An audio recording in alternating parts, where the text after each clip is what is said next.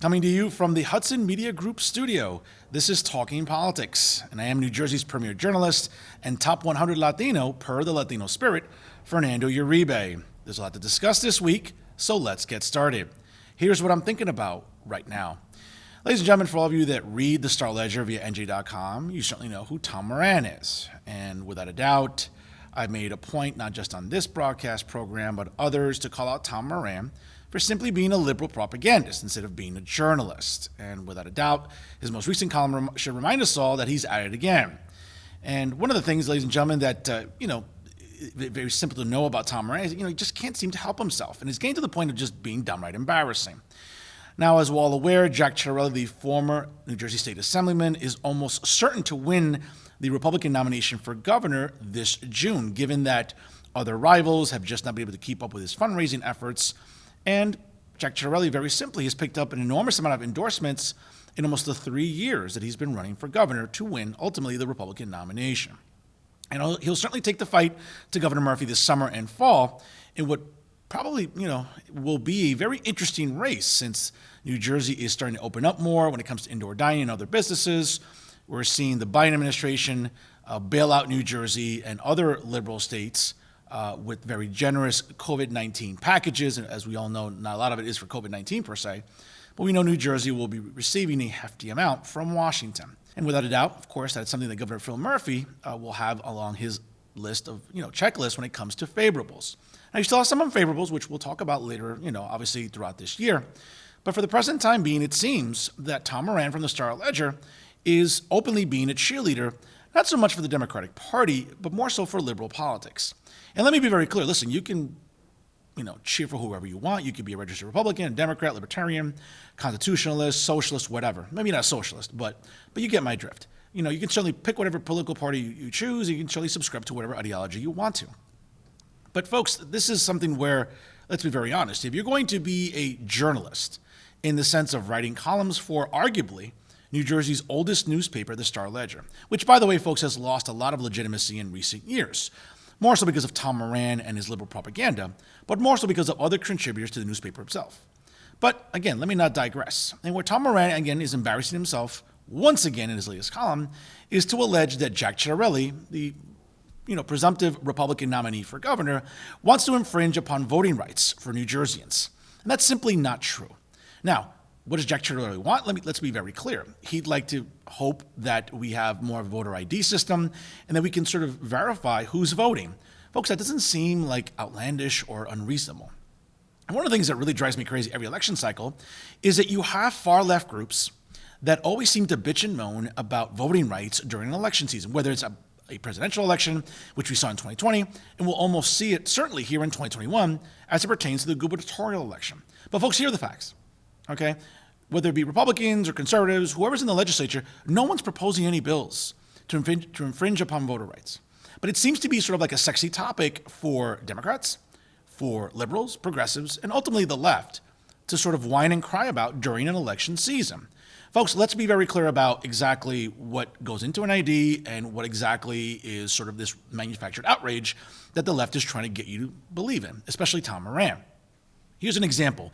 Folks, if you operate a motor vehicle in New Jersey, it costs you $24 every 4 years to renew your ID to operate a motor vehicle. Now, if you choose not to operate a motor vehicle, or you cannot, or you just simply want a state issue ID by the Motor Vehicle Commission, that'll cost you $13, okay? Now, if you're a driver, it's simply saving $1 a month for 24 consecutive months. If you can't do that, folks, that's not Republicans' fault. That's not conservatives' fault. That's your fault. Okay. Now, if you don't operate a motor vehicle and you choose to just get an ID, that's only, again, $13. And that's renewed every 8 years. So if you can't save $1 a month for 13 consecutive months and just store it away somewhere, and when it comes time to renew your ID, if you can't do that, again, ladies and gentlemen, it's not, you shouldn't be blaming Republicans or conservatives. That's not their fault. It's your fault. Either you're lazy, you're irresponsible, or maybe a little bit of both. Because if you really valued voting, or you really valued exactly how we look at IDs and the importance of IDs, then it shouldn't be a problem. And more so, let's put this to bed and nip it in the bud, as they say. If Democrats in the legislature, because remember, Democrats run the legislature, they run the state assembly, and they run the state senate. They have majorities in both. They have pretty strong majorities, to say the very least.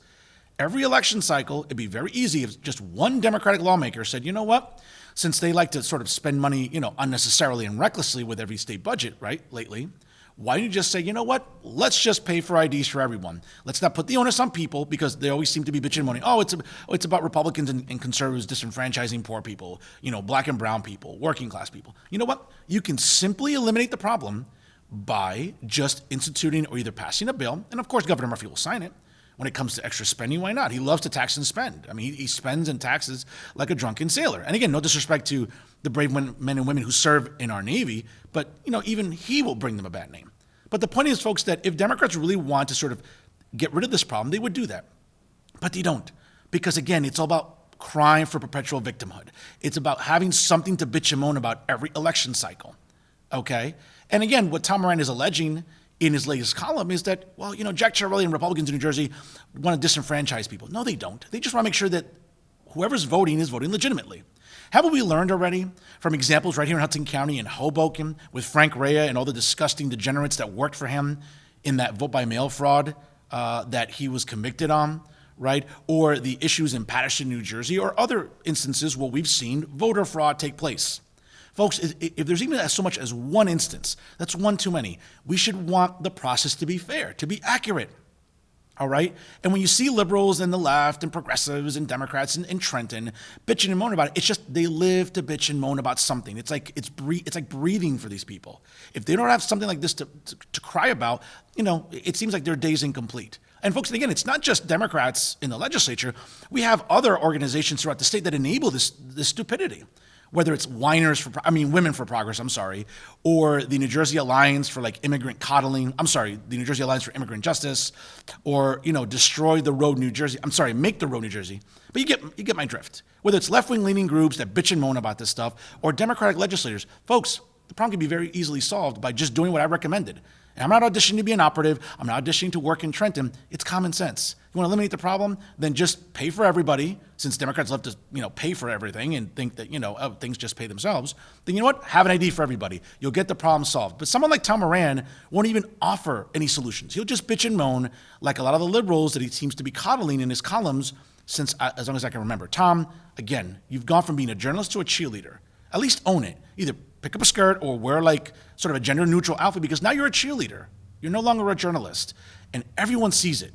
Why don't you? And that's what I'm thinking about right now.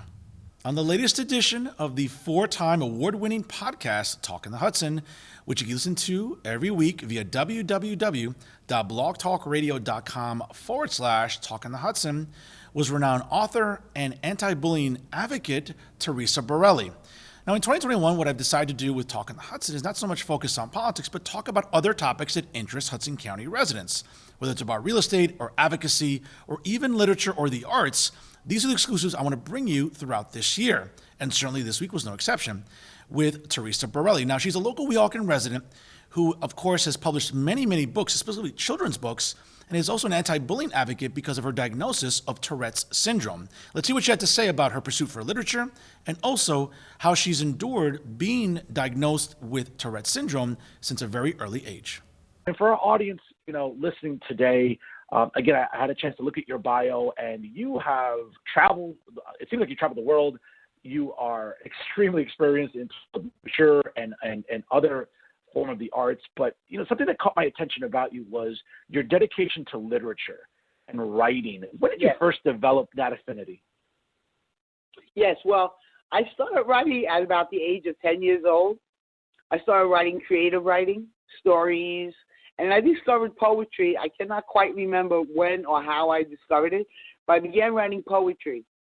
And at the age of 11 or 12, I wrote my first song. I always had the love of music. So I always wanted to do something with music. So I wrote my first song at the age of 12. Did nothing with it. Actually, I still have it to this day. And so I started my writing career about age 11 to 12. I published my first poetry book back in the early 90s. which was a huge success. Started from there. I started writing. When I was a very young girl, about 13, I said to myself, you know what? One day I'm going to write a story about myself, an autobiography or a memoir.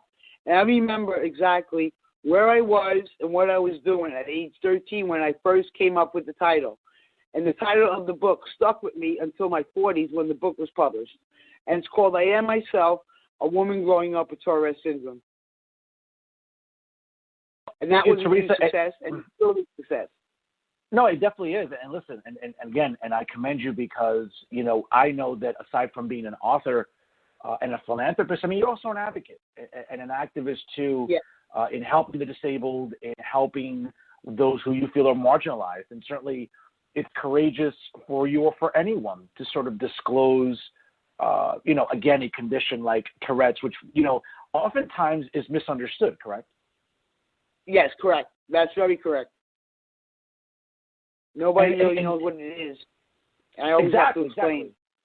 Exactly. Now, when were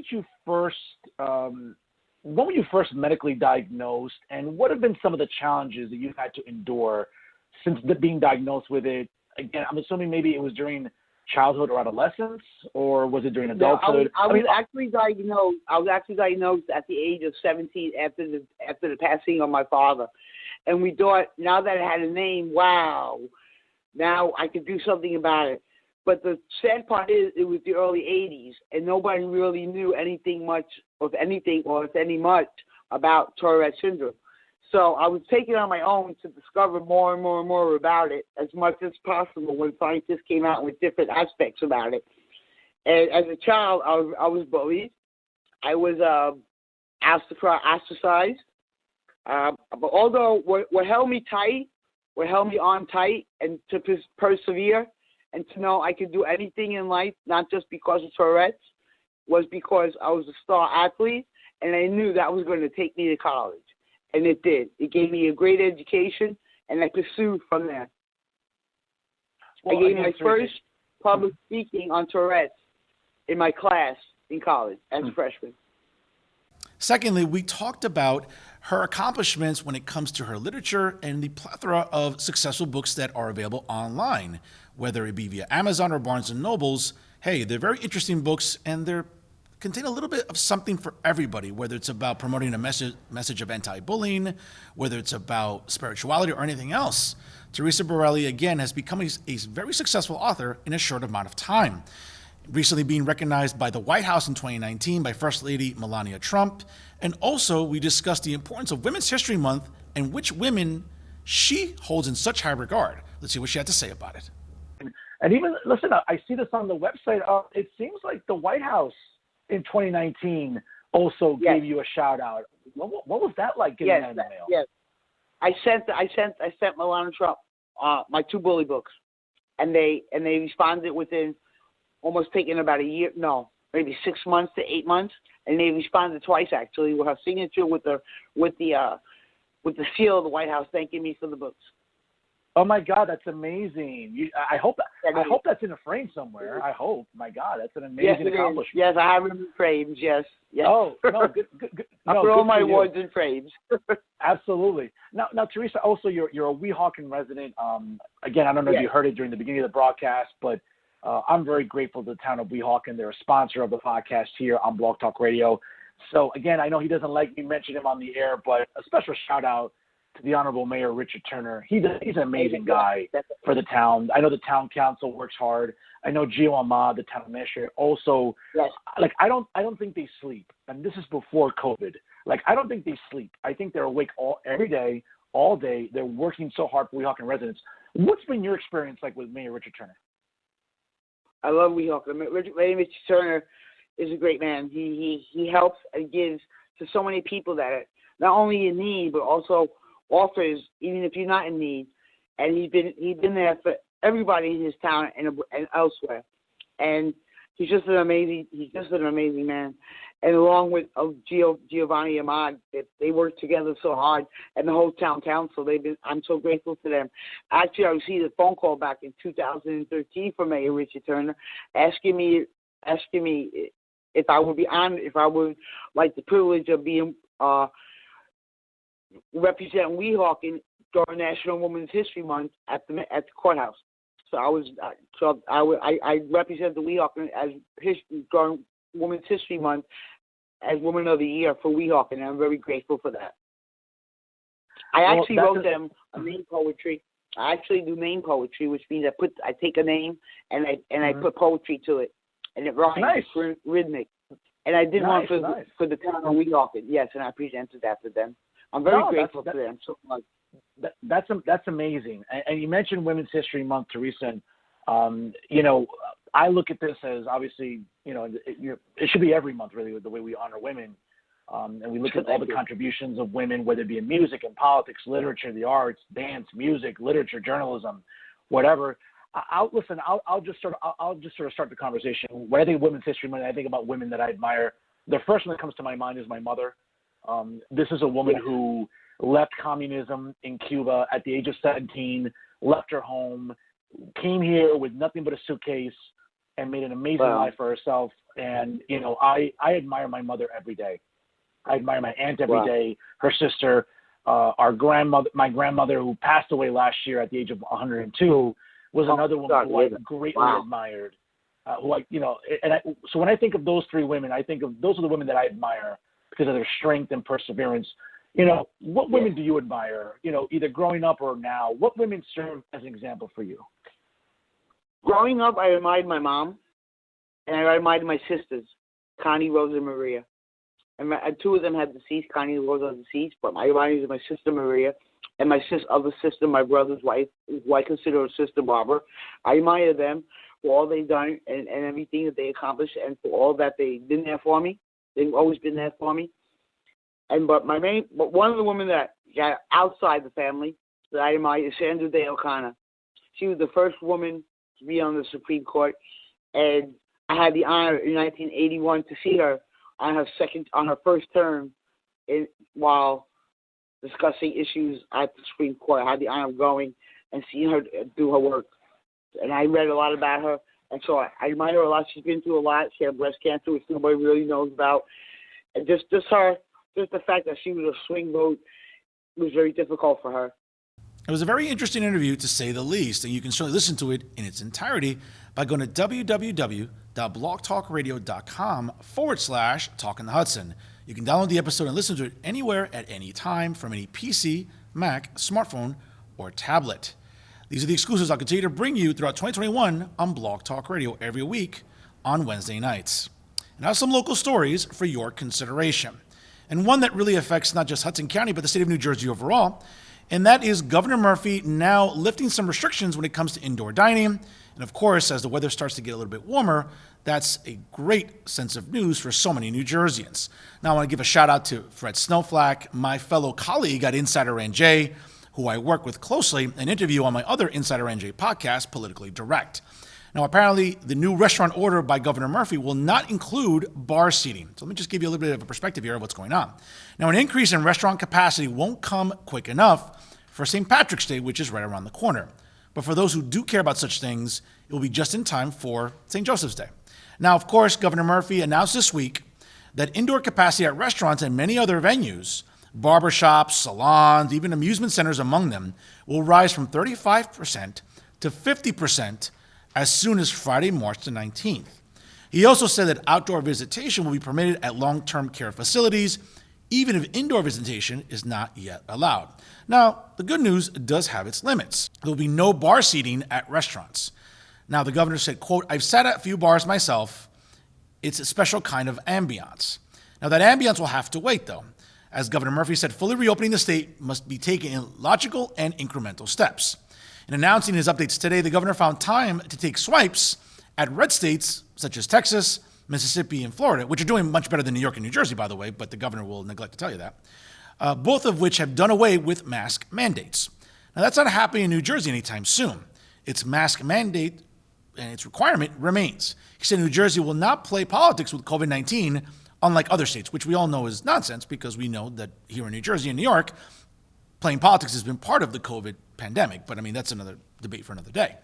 Now, of course, the governor went on to say Texas, Florida, and Mississippi come to mind. Now, in a more somber moment, the governor commemorated what is now the one-year anniversary of the first COVID death in New Jersey. Now, that was John Brennan of Little Ferry in Bergen County on March the 10th of 2020. The toll of this virus has been staggering, the governor said, noting over the last year, the average daily death toll in New Jersey has been 65. In all, the state has confirmed 21,294 confirmed COVID deaths.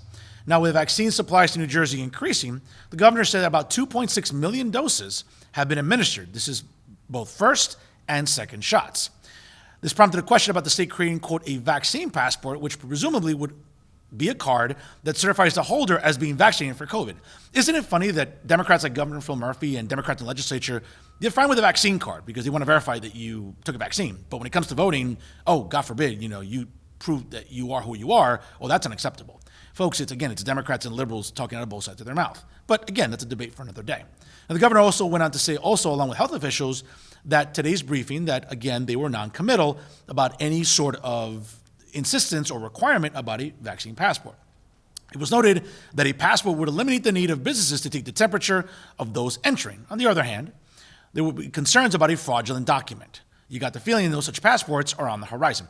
Folks, listen, the governor is being, I think, a little too gracious with sort of, declaring victory here about vaccine rollout and everything else. Folks, he could have opened the state up at a much sooner rate than he did. And for him to sort of denigrate the great state of Texas with Governor Greg Abbott and the great state of Florida with Governor Ron DeSantis, when they're both doing better, when the state economies are doing infinitely better than New Jersey and New York, listen, it's not about being red or blue, Republican or Democrat. It just seems that when it comes to tackling COVID, those governors took a more regional approach instead of a one-size-fits-all approach, which is what Governor Phil Murphy and Governor Andrew Cuomo, when he's not, groping or sexually harassing women, neglected to do when looking at how to handle COVID. Now, having said this, folks, listen, it's great. The weather's getting a little bit warmer. As we all know, this weekend, it is daylight savings time. So we get to, we do lose an hour of sleep, but folks, be nice to see some sunshine and daylight still at like 8 o'clock at night.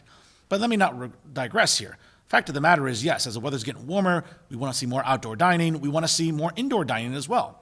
Listen, 50% is not going to be enough to help rescue a lot of businesses and some that even went under altogether.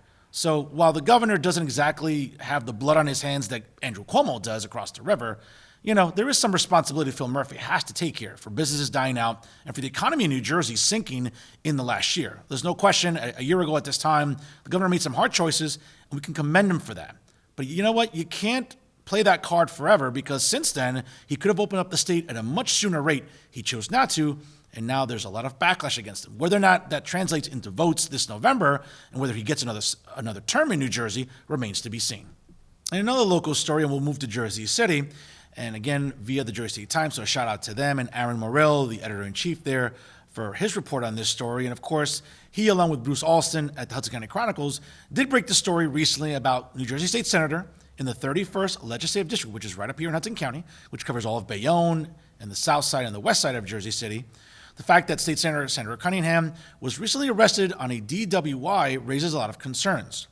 Now, with State Senate Majority Leader Loretta Weinberg stepping down this year, there were rumors that either State Senator Theresa Ruiz out of Essex County or right here in Hudson County, State Senator Cunningham would be next in line to be the majority leader.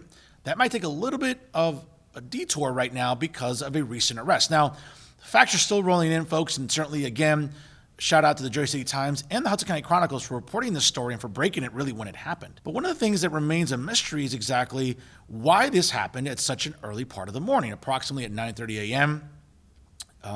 Allegedly, the state senator hit two parked motor vehicles. Now, the responding officer suspected that Cunningham was under the influence of alcohol or perhaps a substance.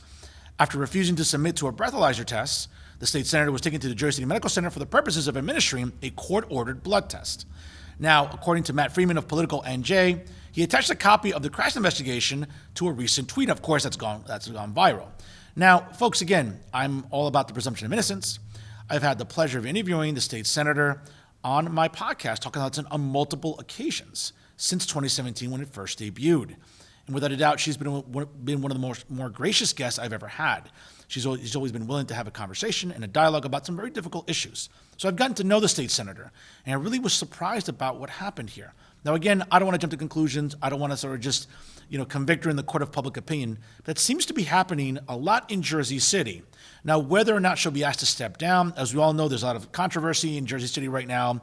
In the 31st Legislative District, we all know that Nicholas Cervalotti, the assemblyman there, one of the assembly people in the 31st Legislative District, has been removed from the line.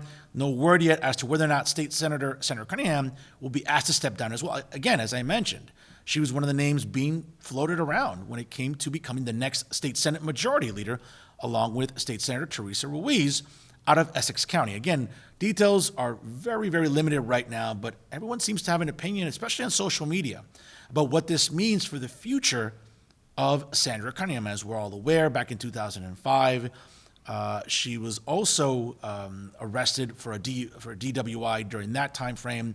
Many people would allege or, make the case that due to the recent passing of her husband, it was a very tumultuous time for the state senator, and certainly that contributed to that unfortunate incident. We don't know what contributed to this.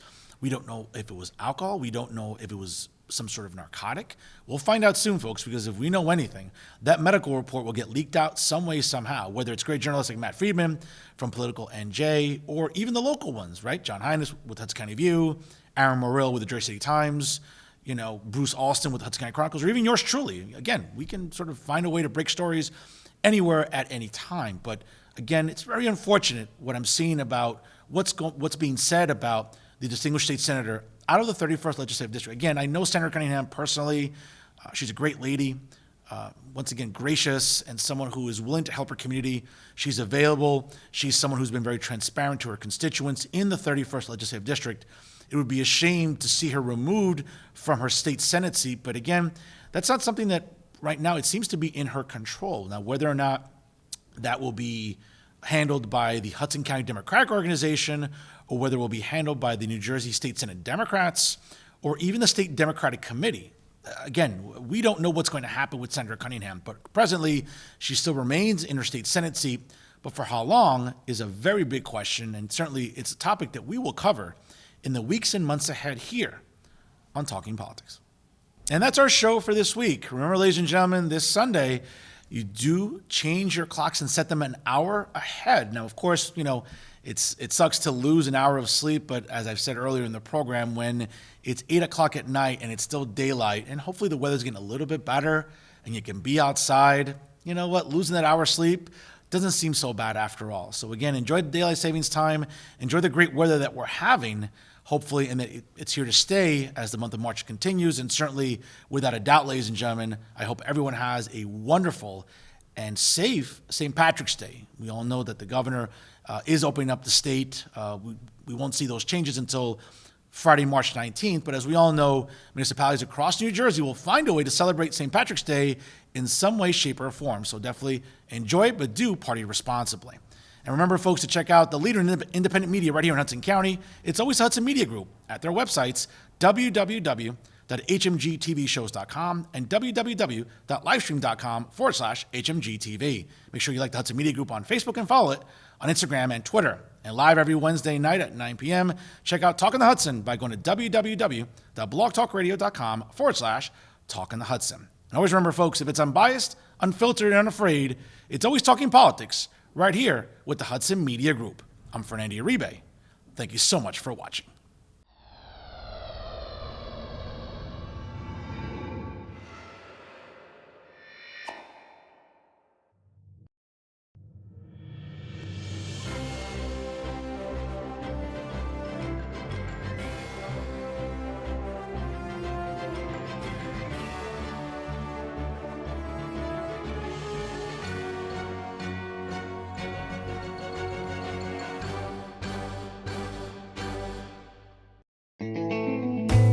Don't forget to catch Fernando's podcast at blogtalkradio.com/talkonthehudson. New episodes available every Wednesday night at 9 p.m.